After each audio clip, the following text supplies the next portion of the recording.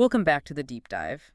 Usually when we meet here, the energy is, pretty high. We're often surrounded by digital screens, stacks of data, Whiteboards. yeah, whiteboards covered in frantic scribbles about AI or the global economy. But today the vibe is different. I want you to imagine a quieter space. Okay. Dim the lights a bit. Picture a comfortable chair in a study where the world outside is, muffled, because the topic we're diving into isn't loud, it's not flashy. That's a perfect setting. Yeah, It really reflects the intimate, almost secretive nature of the text we have today. exactly. And look, normally we might be tackling productivity hacks Or or, parenting tips. right, parenting tips on how to manage a chaotic schedule. But this isn't that. We aren't here to solve a problem today. We're here to explore a specific, almost invisible human condition. hmm It's about a feeling that I think almost everyone listening has felt or will feel, but rarely has the right words to describe. We're talking about the state of being needed. And our guide for this exploration is the writer and philosopher Pedro Malha. We are looking exclusively at his essay, appropriately titled Being Needed. Right. It's a profound piece of writing because it takes something we usually think of as a series of chores, taking care of someone, parenting, caregiving, and it reframes it entirely. And our mission today is to really unpack Mala's argument. He's suggesting that being needed isn't just a to-do list you get through. Right. It's not a temporary phase you survive until you get your life back. It is a structural change, a fundamental shift in how a person experiences time, their own identity, and even their own body. Precisely. Hmm. Mala's premise, and this is really the hook, is that being needed isn't an identity you choose in advance, like picking a career. Mm-hmm. It's a condition. Mm-hmm. He argues that it forms slowly through repetition, often before you even have the language to say what's happening to you. It just sort of settles in. Okay, let's unpack this Yeah. because he starts right at the beginning, the arrival, and he describes it as, well, not exactly subtle. No, definitely not subtle. Mala describes the beginning of this condition as the loud phase. It starts with what he calls small dependencies, Which sounds deceptive, doesn't it? Small dependencies. It sounds manageable. like getting a houseplant. Exactly. But they don't stay small. They become physical and obvious really, really quickly. Mala writes about the imagery of a hand reaching out in the night. Or a voice calling from another room. Yeah. Yeah. It's the body that cannot yet move, feed, settle, or soothe itself. It's just raw biological need. That imagery is so evocative. A hand reaching in the night. It's that moment where your autonomy is physically interrupted. He says it has weight, sound, and urgency. Right. It's not a philosophical concept yet. It's a physical demand. And an important distinction Mala makes here is about the relationship to the clock. This phase ignores time entirely. Completely. These needs arrive in the early hours or late at night. They disregard the parent's need for rest. As Mala puts it, this condition asks for arms, time, interruption. Interruption is the key word there for me. It makes itself known without negotiation. You can't hit snooze on it. No. If a baby is crying in the early hours or an elderly parent needs help, you don't have the luxury of pondering the philosophical implications. You just move. Your body becomes an instrument for someone else. Exactly. And that instrumentalization is exhausting. But here is where the essay shifts gears, and where I think Malha offers his first major insight. Because eventually, the kids grow up. Right. They stop needing you to physically carry them. But Malha argues the condition doesn't go away. And this is the core twist. We tend to think, okay, once they can walk and feed themselves, I'm done being needed in that intense way. But Maha says no. He says the nature of being needed changes shape. It shifts from those visible, loud tasks to an invisible current that runs underneath daily life. It goes from action to readiness. Readiness. Let's drill down on that because that feels so much harder to define than, say, changing a diaper. It is harder to define and harder to track. Mala says the condition begins to live in anticipation. It trains the mind to hold another life alongside its own. That is such a heavy concept when you really sit with it. Holding another life alongside your own. It's like running a high-power background app on your computer that you can never close. Yes, It eats up the RAM even if you aren't actively using it. that's a great analogy. And it's physiological. Mm. Mala points out that this isn't just a mental state. It actually shapes the parent's posture and their nervous system. He says it teaches the body to stay half awake. Half awake. Oh, that explains so much about that permanent low-level fatigue parents talk about. Even when you're resting, you're not really resting, you're scanning. You are waiting. You are monitoring the environment for anomalies. And Mala points out a difficult truth about this dynamic. It is deeply asymmetrical. Oh, this part hit hard. the one-way flow. It has to be. The child, as Mala writes, needs without needing to know they need. They don't measure the cost. Well, They don't track the hours or the interruptions. They simply live inside the space that being needed creates. that is a beautiful and slightly terrifying line. They live inside the space you create. It's like you are the architecture of their reality. Meanwhile, the parent becomes what Mulhall calls the place where needs land.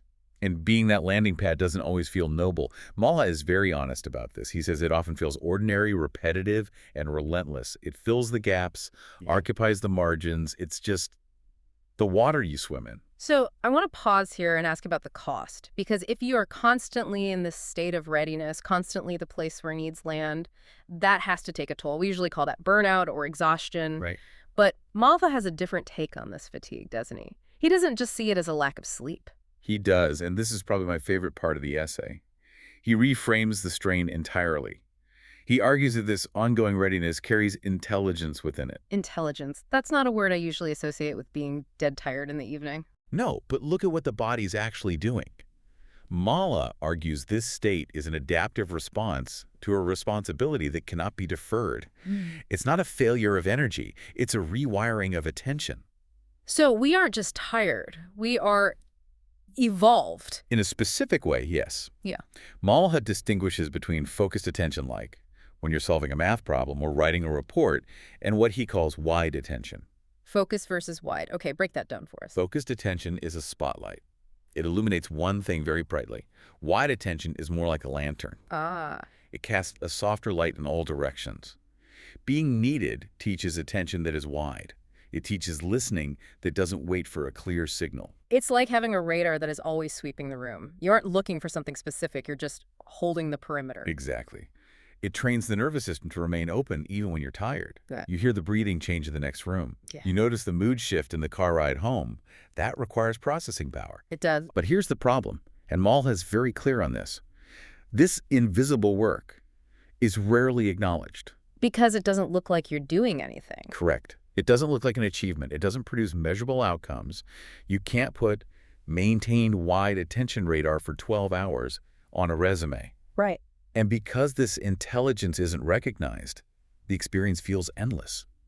Malha writes that when being needed is seen only as an obligation or a burden, its shape becomes heavier. It feels like a demand without a boundary. There's no edge to it. And I think that lack of recognition is what makes it feel so heavy. You're doing this incredibly complex cognitive task of wide attention. Yeah. But to the outside world, and maybe even to yourself, it just looks like you're sitting on the couch staring into space. And that misidentification leads to self-judgment. You think, why am I so tired? I didn't do anything today. Yeah. But Malha says you were doing something. You were holding the state of readiness. You were maintaining the architecture. That's a massive validation. It reclaims that exhaustion as work rather than weakness. But let's look at how this evolves, because eventually the wake-ups in the early hours stop. The physical demands lessen. But Malha argues that the later years can be even more disorienting. This is the shift from physical dependency to emotional presence, the witness phase, as he calls it. This seems trickier, because when they're little, the needs are loud. When they're older, The needs become less predictable. Malha notes that they may arrive as silence rather than noise, or they might be expressed through withdrawal, moodiness, or sudden anger. which is so much harder to interpret. When a baby cries, you know they need something: milk, sleep, a diaper. When a teenager slams a door or just goes silent at the dinner table, what is that? Is it a need? Is it rejection? Right.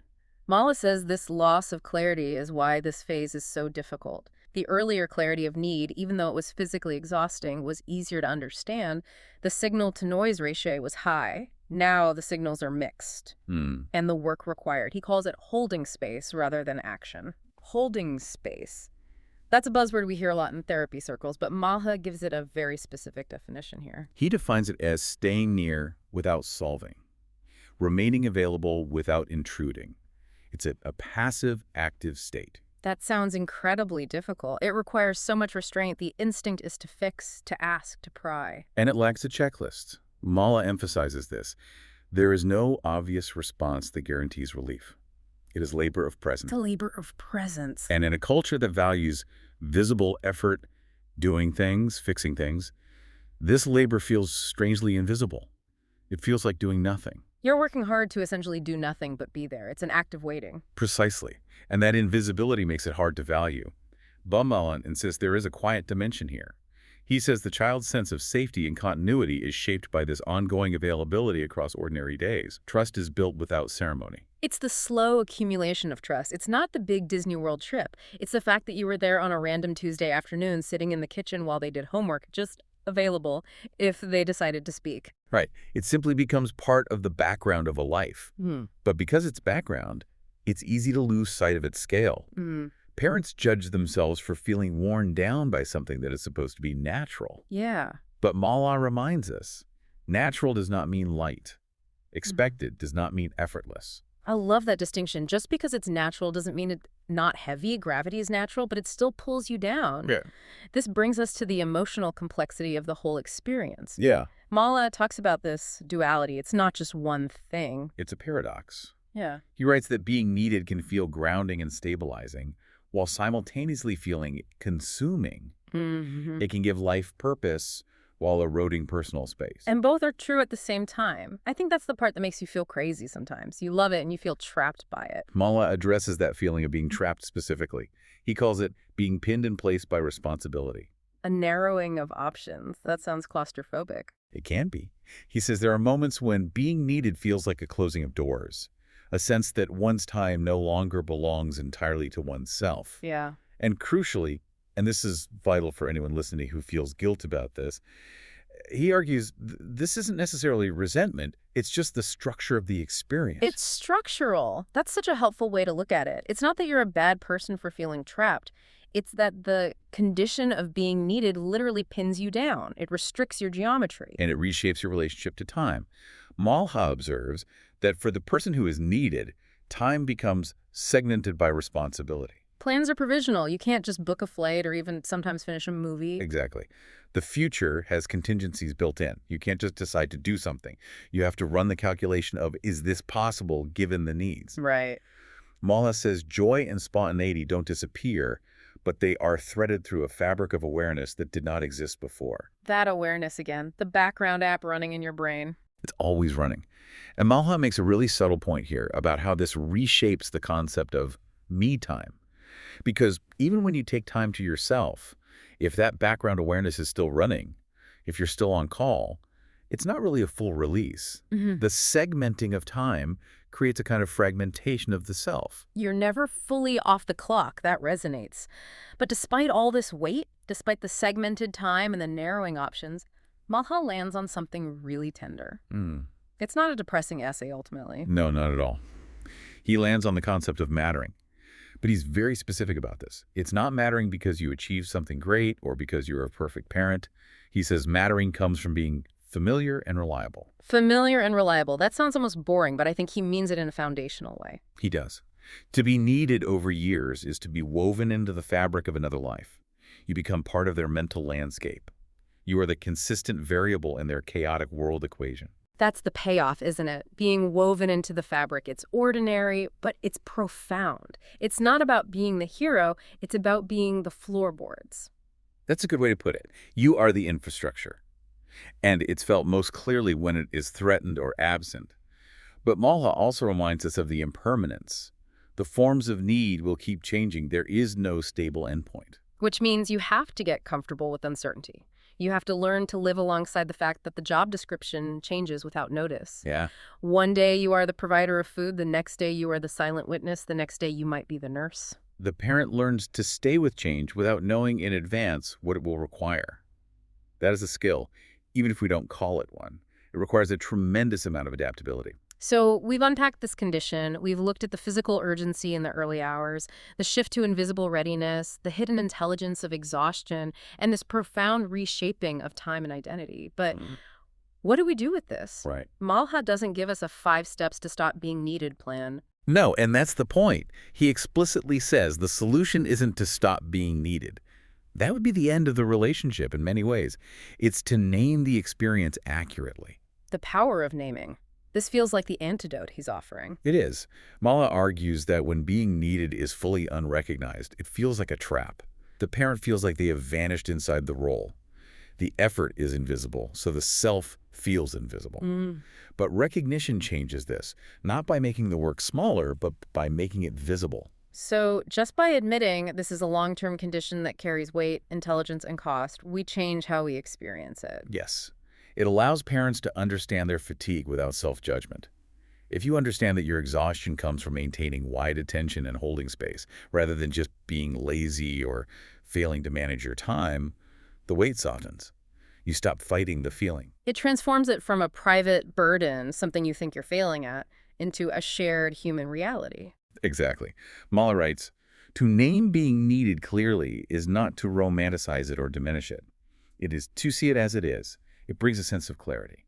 The experience stops feeling vague or isolating. You realize, oh, I'm tired because I'm performing a complex function, not I'm tired because I'm weak." It's validating. It's saying, I see you. I see the invisible work you are doing late at night. I see the mental load of the silence you are holding. And it acknowledges that cost is part of reality.